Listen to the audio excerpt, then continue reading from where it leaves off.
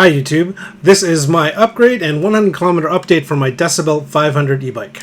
I've decided to upgrade my brakes from the standard mechanical to these new line pull hydraulic XTECH brakes. These are a pretty good upgrade, especially if you're looking for something with a little bit more stopping power on for your bike. I got these on Amazon and they should be a pretty good improvement. I've also decided on picking up some new pedals. These are metallic. The ball bearings in these are a lot better than the standard pro wheel ones that you get with the bike. The main thing I wanted to get was a voltmeter. Now this voltmeter will actually display the onboard voltage of the battery by displaying it on your handlebar. And it's actually pretty easy because it actually comes with a JST connector. And I'll show you why it's easy, especially to install on this bike. Now because this has almost a JST connector, this makes it really easy to install, especially on this bike, because all you need to purchase is this. It's an XT60 extension cable from the battery to the controller with a JST pass-through. And this pass-through allows me to connect it directly to the battery without having going through the controller. And I'll show you how easy it is in just a minute. Now I've already started prepping the bike for installation of the voltmeter. I've taken off the rubber hand grips, and if you're not familiar on how to do that, tons of videos on YouTube on how to do that. I've also started taking off the brake lever and the controller display. Now that we have the display and the brake lever off, we're going to test fit the voltmeter on the handlebars. Now this voltmeter I did purchase off Amazon. It's made of plastic. It's actually quite easy to install. All you have to do is just slip it onto the handlebars. But you want to make sure that you orient it properly and have the segments in the right direction before you close anything up. And you can see it's just a slip-on fit, and you'll notice that it does get a little bit tight. It's because the handlebars are tapered. You will need to fix that later. Okay, so what you're taking a look at right now is the actual crankshaft slash housing for the bike controller. Now what I've already done is I've pre-loosened some of these screws so that this way I make it a little bit easier, and I won't have to take you through all the waiting of taking it off. But generally everything is just with a torque wrench, and it's a security bit, so you are going to need a security Torx to take this out. But once you unscrewed everything, this gives you access to the bike controller and the battery leads that you're going to need to use. All right, and I'll show you what these look like. Okay. So this is the battery controller. And I'm going to pull it out a little bit so that you can see. Everything is put away pretty nicely inside of it. And I can see there's some potential for some waterproofing that I'm going to take a look at. But as you can sorry. So there is a lot of headroom that you could possibly do by replacing this controller. But the good thing about this controller is this. As you can see here, it uses an XT60 battery lead. And this battery lead, as you can see, connects directly to the controller via this wire to here. And this wire from here to here is the battery. So you can see here, this is the male lead, and this goes into the controller. This is coming from the battery, and this is the female part of it, and you can see.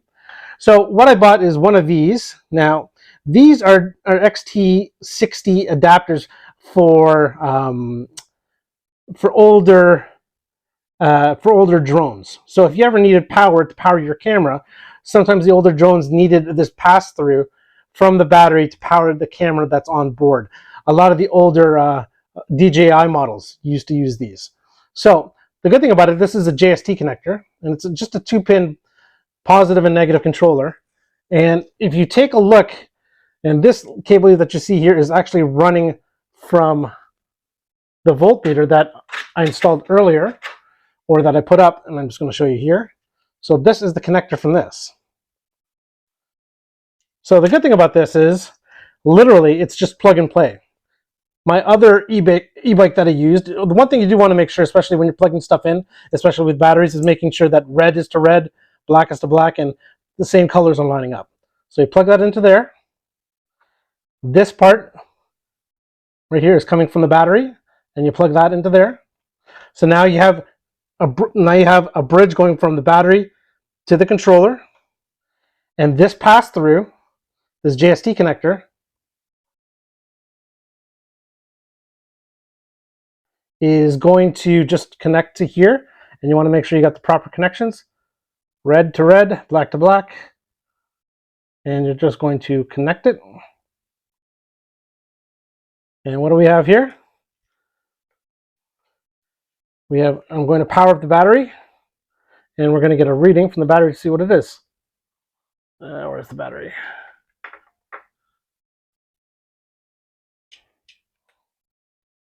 All right, there we go. I've completed the upgrade to the voltmeter that's located now on the handlebars. And as you can see, I've bolted everything up. Everything fits up nicely. All the lines are secure. I've actually wired the voltmeter through the frame, and it's actually quite easy to wire to run it through because there's quite big openings and gaps. But it's very clean, and it doesn't even look like there was anything done to it. But as you can see, I've wired up the new voltmeter located here. Now, I'm going to warn you, if you do get a voltmeter like this from Amazon, the inner sleeve is not as wide as some of the handlebars, because this handlebar does taper from going to a normal size to a little bit of a thicker profile. I did have to remove the back plate and the inner sleeve. What I'm going to see here, you can see on the regular PA, or you can see on the regular battery level, there's no percentage, so it's kind of hard to tell exactly how much voltage you have.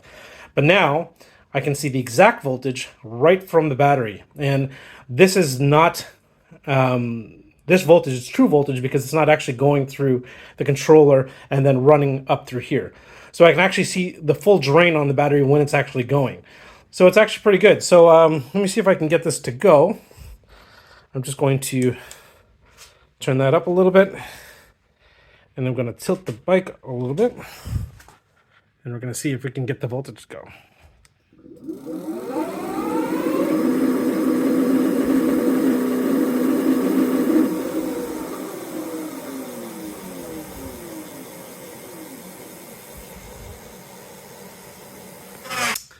So as part of the upgrade video, this is another part that I did upgrade on the bike. It's a small part, but you know what? It does really make the bike better, especially when you're riding. The worst part is honestly having pedals that click, or that are not smooth or turning, or if you're losing your grip. Now I've upgraded the pedals to these metal ones with aluminum knobs, and you can see the spikes that are located on the top of the pedal. And it's a cool two-color red and black design, which kind of fits the bike. The original pedals that you get are these nylon reinforced pedals here with some nubs. Now, I have had sometimes where I've actually slipped off them.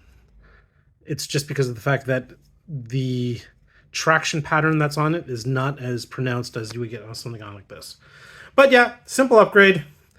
So what I'm going to be doing today is I'm going to be replacing these mechanical disc brakes located on my Decibel 500. And you guys have already seen some of the parts that I'm going to be replacing on this bike shortly. So this is part of the upgrade video that I'm going to be doing. I'm going to be replacing these mechanical brakes. I wanted to replace them with hydraulic pull brakes, but to get a full set of hydraulic pull brakes, you would have to change the e-brake levers, and you have to put sensors in so that the bike would function properly. So what I found out is that you can replace the calipers with a hydraulic line pull set. Now, these XTECH Zoom branded hydraulic pull, mechanical line pull hydraulic brakes have a hydraulic piston that's built in, so you don't have to worry about changing the fluid in the reservoir, usually located in the grips, or running extra lines that are going down there. So it has a small oil reservoir, and everything's internally located. So these are a cheaper option, and these can go anywhere from $50 to $100 depending on where you got these from. I got these from Amazon, and they're a nice color. They actually match the bike a little bit. So what I'm going to be doing is I'm going to be replacing the back brake and the front brake with the set of these.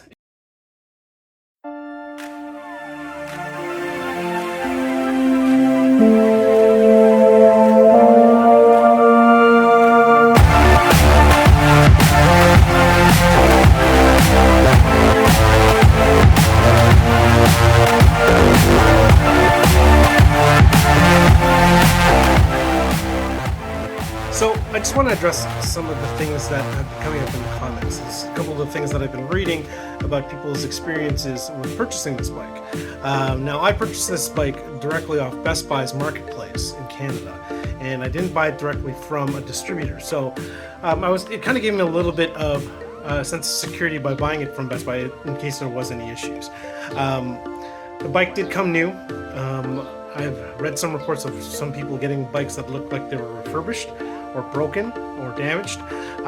As you can see in the video and the unboxing that I did in the previous video, the bike was new, and it's been great so far. So I haven't had any issues since then. The other thing was a couple more comments were people having issues with battery life. Now, battery life, this is only a 10.4 amp hour battery, so depending on your size and the distance you're traveling, your speed, the PAS levels, exactly the terrain, there could be a whole bunch of factors that are limiting your distance. And you know, from my personal experience, I'm getting about 30 kilometers realistically out of one full charge. So that alone serves my needs, but it may not serve yours. So just be wary, especially if you're looking at buying an e-bike. Those factors, doesn't matter how big the battery is, it depends on how much wattage you're using, what PAS level you're using, your terrain.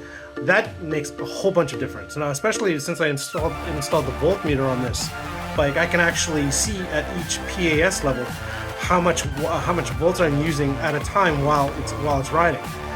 For example, if I'm using PAS level 1, I'm only using literally like half a volt of power constantly while I'm riding. If I'm using it at 5, it's almost like 4 volts of drain while I'm riding. And you can actually see that drain listed on the display. Yeah, the voltage meter that I did install is quite helpful. So it does give me a little bit of a feedback on how much voltage is left in the battery and how much I'm actually draining. Now, the one thing I did notice is that when I took it for a battery drain test, that at about 40 volts, the BMS on the battery and on the controller will cut the voltage to the bike. So realistically, you're getting anywhere from about 14 to 15 volts of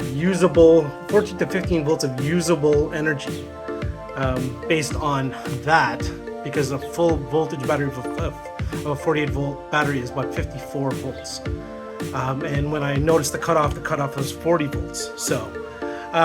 So take that in mind. And depending on how much pedaling you're using and how much of your PAS level and how fast you want to go, that also makes a big difference. The other thing that I've noticed that people were saying was the seat. The seat is uncomfortable. Now, it is wide and it is long for the seat.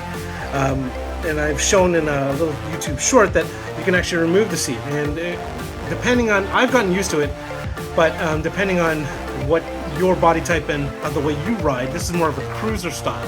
It's not meant for excessive pedaling. So I can see where people were getting a little bit frustrated on the comfort level of the bike. I have some plans, and this is part of the upgrade process, and I've done quite a bit of a number of the upgrades already. I actually just added a new side Molle kit to the bike, so which adds a Molle mesh into the back, or not a mesh, but a Molle framework, so that I can add pouches and other sort of carrying accessories onto the back of the bike, and it works pretty good. And if I'll leave some links down below in the video and where you can get the stuff. And it's actually interesting on the actual on the actual product that I used to get that. As I was saying about the seat, that is an upgrade project that I plan to do later. I'll probably be filming that as soon as I get everything else all squared away with the bike. I've probably done about 100 miles on the bike so far, or about 160 kilometers. The bike has been great so far. I have had nothing but good words to say about it. Your experience may vary. It's just like with any other review on YouTube that you see. Depending on how you do it and how you perceive the bike and how you ride it, take everything with a grain of salt. That's all I can say. But my experiences, it's been great. But thanks for listening. Hopefully in the future, I'm going to have a couple more update videos on this bike. It's still not done yet. But we'll see you soon, and if you haven't subscribed yet, I really appreciate it. Thanks for all the new subscribers that I've gotten for the first video. I'm only going to put out some more content and hopefully get some more things for us to review, and we'll talk to you soon. Thanks, YouTube. Bye.